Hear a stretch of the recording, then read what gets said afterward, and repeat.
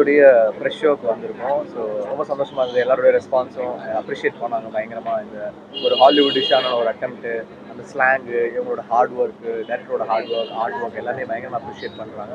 I'm really thankful இந்த ரெஸ்பான்ஸுக்கு. ஏன்னா எங்களோட ஃபர்ஸ்ட் ப்ரொடக்ஷன் கிங்ஸ்டன் வந்து ஒரு ரொம்ப ஆம்பிஷியஸான ஃபிலிம். ஒரு ரெகுலர் கமர்ஷியல் ஸ்க்ரீன் ப்ளே உள்ள ஃபிலிம் கிடையாது. It's something very different. So ஒரு இங்கிலீஷ் படம் மாதிரி ஒரு ட்ரையல் பண்ணியிருந்தோம். And I'm very happy that they have received it so well, and I'm thankful. Thank you so much. And Deputy Kamal direct பண்ணிருக்காரு. Present media எல்லாருக்கும் ரொம்ப thanks. So Kingston first படமாக பண்ணதுக்கு நான் ரொம்ப லக்கியாக இருக்கேன். எல்லாரோட ஃபீட்பேக்கும் ரொம்ப பாசிட்டிவாக இருக்குது. படத்துக்குள்ளே போக கொஞ்சம் டைம் ஆனாலும் செகண்ட் ஆஃப் எக்ஸ்பீரியன்ஸ் எல்லாருக்கும் நல்ல ஒர்க் ஆயிருக்கு. I'm very thankful for it. இந்த மாதிரி ஒரு வாய்ப்பு கொடுத்த ஜிவி சாருக்கும் ஜி ஸ்டுடியோஸ்க்கும் ரொம்ப நன்றி. தேட்டருக்கு வந்து இந்த தேட்ரிக்கல் எக்ஸ்பீரியன்ஸாக எல்லோரும் பார்த்து என்ஜாய் பண்ணோன்னு நான் நம்புகிறேன். Thank you. Divya. Press and media எல்லாருக்கும் தேங்க்ஸ்.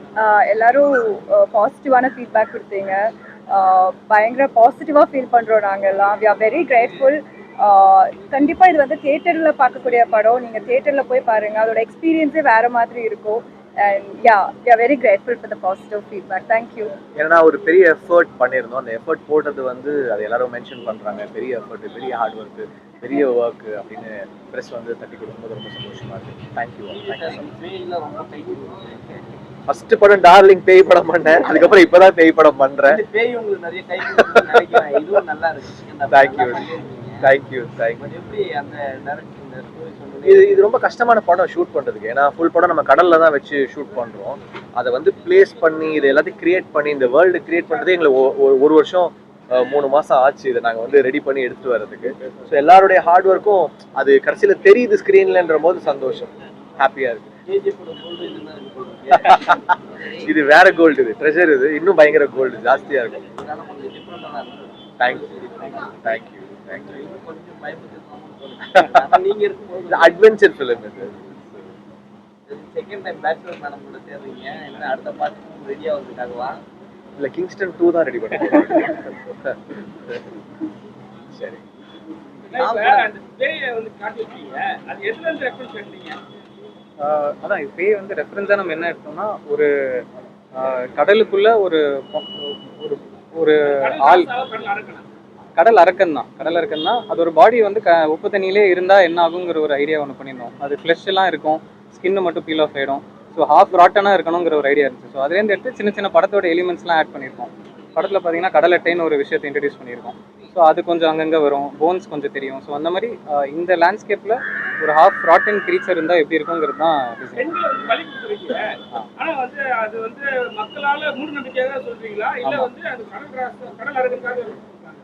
அதான் அது மூட நம்பிக்கை தான் அதோட பேஸு. அது சொல்ல வந்த கருத்தும் என்னன்னா, நம்ம சொசைட்டியாவும் தப்புன்னு தான் சொல்றோம். ஆமாம், சொசைட்டியாவும் நம்ம வந்து ஏதாவது ஒரு பிரச்சனையாச்சுன்னா முதல்ல அந்த பெண் சமூகத்தை ஈஸியாக அட்டாக் பண்ணிடுறோம், இல்லை அவங்கள ரிஸ்ட்ரிக்ட் பண்ணிடுறோங்கிறது தான் இந்த லேயரில் மீன் பண்ண ட்ரை பண்ணுறது. நம்ம ஊருக்கு ஏதோ பிரச்சனை அப்படின்னா கூட சம்மந்தமே இல்லாமல் இப்படி ஒரு விஷயத்த பண்ணுறாங்க. அது ஒரு மூட நம்பிக்கை வரும். ஒரு கிராமத்தில் ஒரு 40 வருஷமாக ஒரு பிரச்சனை இருக்குது அப்படின்னா அதை சரி பண்ணுறதுக்கு அவங்க என்னென்ன பண்ண முடியுமோ பண்ணுவாங்க. அதில் இது மூட நம்பிக்கையில் இது ஒன்று, அது தப்புன்னு தான் நம்ம சொல்கிறோம்.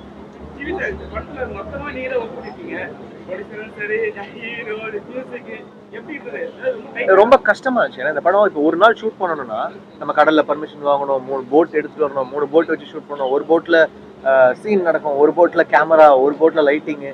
இதை நம்ம வந்து ஒருங்கிணைச்சு ஷூட் பண்றதே கஷ்டமா இருக்கும். அதுக்கப்புறம் ஒரு போட்டு அந்த அந்த அந்த லான்ச் செட்டே கிரியேட் பண்ணோம் ஹைட்ராலிக்ஸ் வச்சு. அதுக்கு வந்து ஒரு பெரிய ஃப்ளோர் தேவைப்பட்டது. அது மாதிரி ஃபுல்லாவே வி நீடட் ஒரு பெரிய சோர்ஸ் தேவைப்பட்டது, ஒரு பெரிய உழைப்பு தேவைப்பட்டது. எல்லாருமே ரொம்ப ஹார்ட் ஒர்க் போட்டு உழைச்சிருக்காங்க. எல்லாருமே ஸ்டண்ட் மாஸ்டர், கேமராமேன், ஆர்டிஸ்ட். ஸ்டார்டிங்ல வந்து சொல்லிருக்கீங்க படிச்சு முன்னேறிக்கலாம் அப்படிங்கிற, படிக்காம நீ முன்னேறிக்கலாம், படிச்சு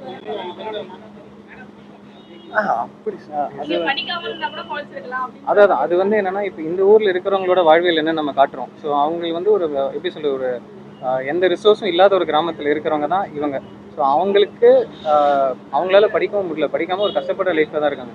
அவங்களுக்கு அந்த பையனை பார்க்கும்போது அவங்க மென்டாலிட்டியில் அப்படி அவனுக்கு சொல்லுவாங்க, படிச்சிருந்தா கூட படிக்கலனா கூட எங்களை மாதிரி நீ ஏதோ பண்ணியிருப்ப, படித்ததுனால நிறைய கேள்வி கேட்பான் பாரு. அப்படிதான் நம்ம வந்து அதை கருத்தாக சொல்ல. ஆமாம், அந்த ஊரில் இருக்கிறவங்களுக்கு அதுதான் ரெஸ்ட்ரிக்ஷன். அவங்க வந்து ப்ராப்பரான எஜுகேஷன் கிடச்சி வேறு வேலைக்கு போய் அப்படி போகல. அந்த மீனவ கிராமத்தில் அவங்க ஒடுக்கப்பட்டு அங்கே மாட்டிக்கிட்டு இருக்காங்க. அதை அந்த லைஃப்பை ரிஃப்ளெக்ட் பண்ணுறதுக்கு இந்த மாதிரி டைலாக்ஸ் தேவைப்பட்டுச்சு. சின்ன ஒரு ஊத்தல் மட்டும் அதை தெளிவுபடுத்தினேன். மீனவர் பசங்களாம் வந்து மேக்ஸிமம் வந்து கடலுக்கு ரொம்ப பிடிக்க மாட்டாங்க. சரிங்களா? இதுல வந்து நீங்க வந்து அப்படிதான் காட்டியிருக்கீங்க. சார் எதனால காட்டுனீங்க? இல்லை, அது அந்த பர்டிகுலர் கேரக்டருக்கு தான் நம்ம காட்டியிருப்போம். அவன் ஸ்டார்டிங்லேருந்தே கொஞ்சம் பயம் ஜாஸ்தியாக இருக்கிற கேரக்டராக இருக்கும்.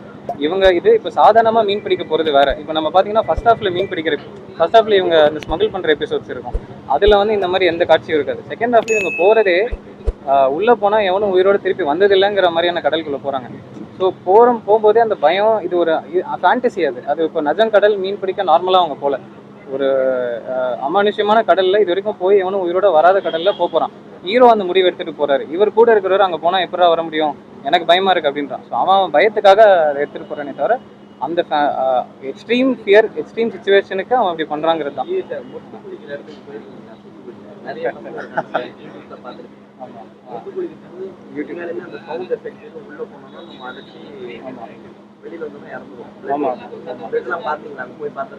இல்ல அங்க போல உங்களை குடிக்க விட்டாரா? கடல்ல ஒர்க் பண்ணோம், பட் சேஃபா தான் பண்ணோம். நாங்க வந்து அவ்வளோ டீப்பாவோ இல்ல அதுக்குள்ள போல, நாங்க ஒரு கெனால்ல ஷூட் பண்ணோம். ஆமா, அது ஒரு பெரிய உலகம். அது அப்படி இன்னொரு பிரச்சனையும் நம்ம அதை கடந்துட்டு தான் இருக்கோம். கரெக்ட். டெய்லி தினமும் நம்ம பார்த்தா இருக்கும், இறப்பும் வந்துட்டு இருக்கு. கரெக்ட். இந்த படத்து மூலமா அந்த கடல் அந்த மீனவர் சமுதாயத்துக்கு ஏதாவது யூஸ்ஃபுல்லா இருக்கிறதுக்கான வாய்ப்பு இருக்குமா? அந்த ஆட்கள் கூப்பிட்டு மீனவர் சமுதாயத்தை கூப்பிட்டு பார்க்குற மாதிரியான டெஃபினட்டா காமிக்கலாம் பண்ணுவோம். ஏன்னா இது ஒரு பேரலல், அதாவது நம்ம ஒரு ஃபேண்டசி கதையை தான் சொல்லியிருக்கோம். ஆனால் இதில் நம்ம என்ன சொல்ல வரோம்னா, ஒரு மீனவ கம்யூனிட்டியில் அவங்க நார்மலாக மீன் பிடிச்சிட்டு போயிட்டு வர அந்த ஜேர்னியே அவ்வளோ பெரிய அட்வென்ச்சர். ஆக்சுவலாக நம்ம வந்து அதுக்கு மேலே அந்த கடலில் போய் இருந்தால் எப்படின்னு நம்ம ஒரு ஐடியா பண்ணியிருக்கோமே தவிர, அவங்களோட டே டு டே லைஃப்பில் இருக்கிற அட்வென்ச்சர் தான் நம்மளுக்கு ஃபேசினேஷனாக இருக்குது. அதே மாதிரி இந்த கடல் எட்டுங்கிற மேட்ரு இதெல்லாமே நம்மளுக்கு புதுசாக இருக்குது, பட் அவங்களோட வாழ்வியலில் ஒன்றா இருக்கிற விஷயம். ஸோ அதை வெளில எக்ஸ்போஸ் பண்ணி ஒரு படமாக பண்ணுறது தான் இதோட ஐடியா. ஜி சார், உங்களுக்கு நீச்சல் தெரியுமா? அங்க வந்து கண்டிப்பா நீதான் பாத்தீங்களே ஷார்ட்ல ஃபுல்லா முங்கு நீச்சல் அடிச்சிட்டு இருக்காரு, அண்டர் வாட்டர்ல போயிட்டு இருக்காரு. நீச்சல் தெரியும்.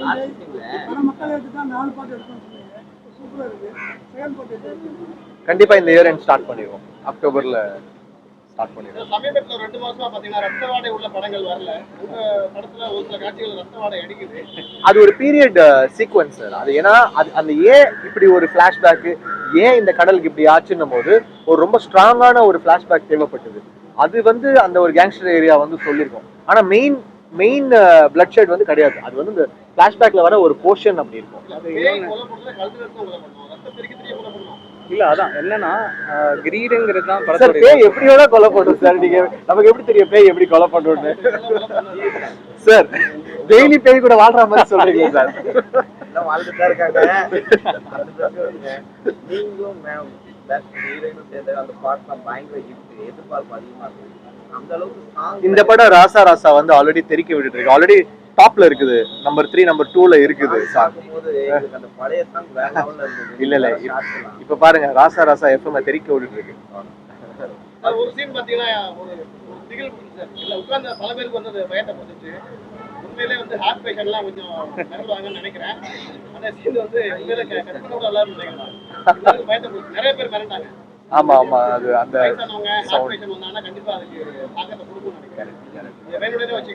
சார் பயமுறுத்துறதுக்கு ஒரு பேய் படத்துல டிஃபரெண்டா இந்த மாதிரி சீக்வென்சஸ் இருக்கும்.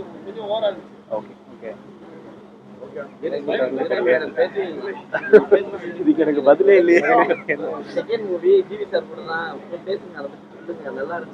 நீங்க தான் ஒரு क्वेश्चन கேட்கவே மாட்டீங்க. இல்ல படத்தை பத்தி கேக்குறது. நீங்க கடல்ல போயிருக்கீங்க? இந்த ஷூட்க்கு போனோம். ஆமா, தண்ணியோட வேவ் உங்களுக்கு எப்படி கடல் ஃபர்ஸ்ட் டைம், அதனால பயங்கரமா இருந்தது, கஷ்டமாவும் இருந்தது, நல்லாவும் இருந்தது. மற்றபடி எல்லாமே செட்டில் போட்டதுனால அந்த ஹைட்ராலிக்ஸ் யூஸ் பண்ணும்போதும் அதுவுமே ஃபுல் ஷேக்கிங்காகவே இருக்கும் ஃபுல்லாக. அதனால ஒரு டிஃப்ரெண்ட்டான எக்ஸ்பீரியன்ஸாக இருந்தது. அண்ட் இதில் லுக்காகவே 2 பேருக்குமே வேறு மாதிரி இருக்கும், பேச்சுலருக்கும் இதுக்கும். ஸோ அதெல்லாம் உங்களுக்கு பிடிச்சிருக்கும்னு நினைக்கிறேன். இதில் ராசா ராசா எனக்கு ரொம்ப பிடிச்சிருந்தது. தேங்க்யூ. Okay, thank you.